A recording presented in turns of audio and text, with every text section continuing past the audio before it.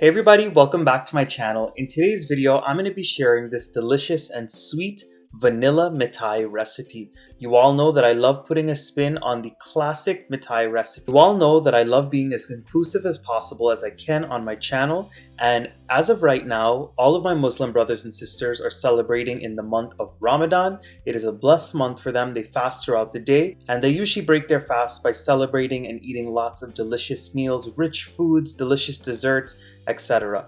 But I also wanted to mention that later this week, all of my Hindu brothers and sisters will be celebrating Holi or Phagwah. Now during Phagwah, lots of different Indian sweets are made, lots of delicious vegetarian foods are made as well. So in honor of both of these different cultures, both of these different religions, I wanted to share this delicious Mithai recipe with each and every one of you today.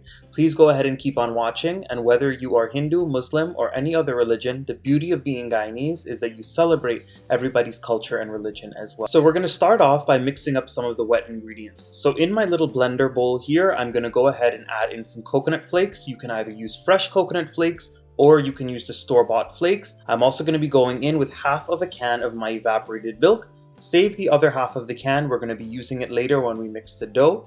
And on top of this, I am also going to be going in with some vanilla extract or vanilla essence, whichever one you have on hand and whatever you want to use. I would also like to mention, if you wanted to use fresh vanilla beans, if you had that on hand, you can use that as well. I'm going to put this in my little blender and I'm going to blend it up until it's smooth and combined. So after we get all of our wet ingredients all situated, it's time to work on the dried ingredients. So in a large bowl, I'm going in with some all-purpose flour. I'm going to be adding in my baking powder. I'm also going to be going in with some milk powder. At this point, we're going to start to add in all of our spices. Now, whenever you're making Mithai, anise seed is definitely a must because that's just the original traditional flavor of a Mithai. So I'm going in with some freshly roasted and ground anise seeds. I'm also going to be going in with some ground elaichi or cardamom. Once I get all of my dried ingredients mixed together, I'm going to be going in with some softened butter.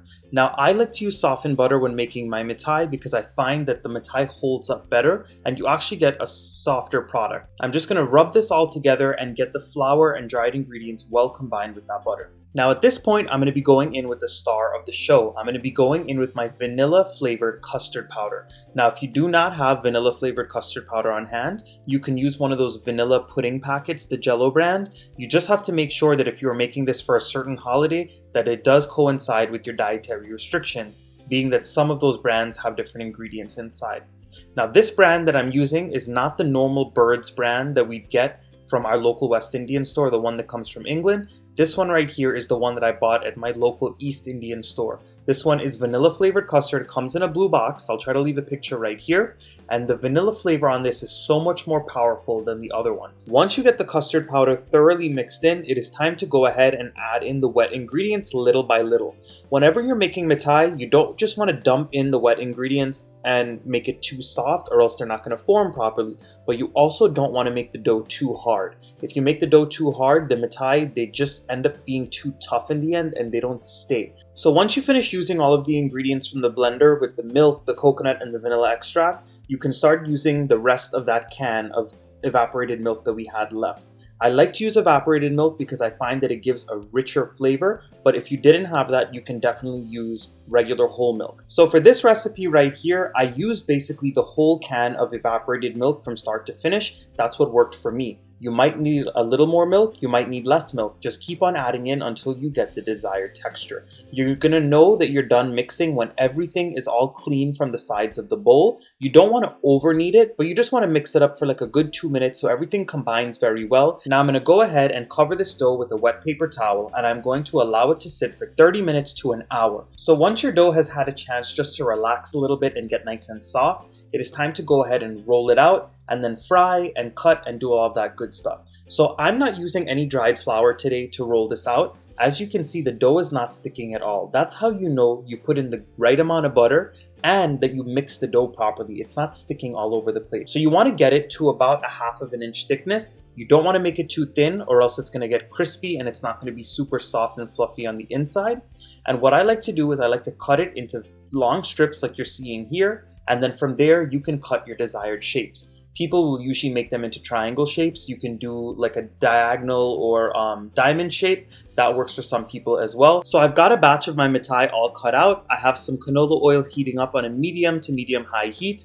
And as you all can see, when I add them in that oil, they start to bubble up. Now you don't want them to float immediately. You don't want them to start getting brown immediately. That means that the oil is too hot. So make sure you keep it regulated. They need to fry for a good 3 to 5 minutes, get a nice golden brown color all around, and then you know that it's done. So this right here is exactly what I'm looking for. These have been cooking for about 4 minutes total, and I went ahead and I just kept on turning them so this way they can get an even golden brown color on the outside. You never want to over fry the mithai because what happens is while it might have a nice color on the outside, the longer it sits, the tougher the mithai will get. It dries out on the inside. So you have to make sure not to overcook them as well. So in a saucepan, I've gone ahead and added in my granulated sugar. Now I'm using the organic granulated sugar today. That's why it looks a little tan in color, but any kind of granulated sugar will work.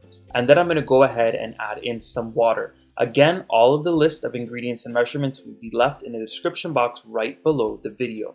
You're going to go ahead and stir everything together and leave this on a medium to medium high heat until it comes up to a boil. So this has been boiling on a medium high heat for about 10 minutes at this point. Again, you just want to check it. Once it starts to get slightly thick is when you need to start checking it. So what I like to do is I like to take a little bowl, take a little bit of that sugar syrup, put it in there, and I like to keep on tossing it up and see if it gets any whiteness or any crystallization going on.